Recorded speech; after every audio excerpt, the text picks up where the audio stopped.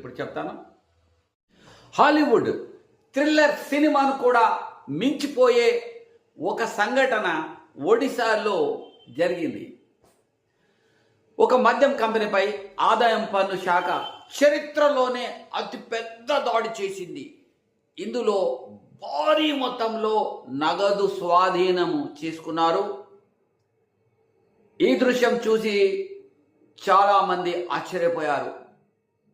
డబ్బు లెక్కించడంలో మిషన్లు కూడా అలసిపోయాయి, అంటే చెడిపోతున్నాయి అనమాట. అవి చివరికి బ్యాంకు ఉద్యోగుల సహాయం తీసుకోవాల్సి వచ్చింది.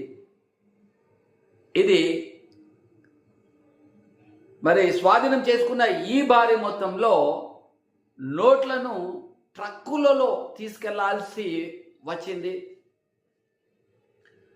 అంటే కేంద్రంలో ఇది ఇన్కమ్ ట్యాక్స్ డిపార్ట్మెంట్ చేసిన ఘనత దేశాన్ని మొత్తం దిగ్భ్రాంతి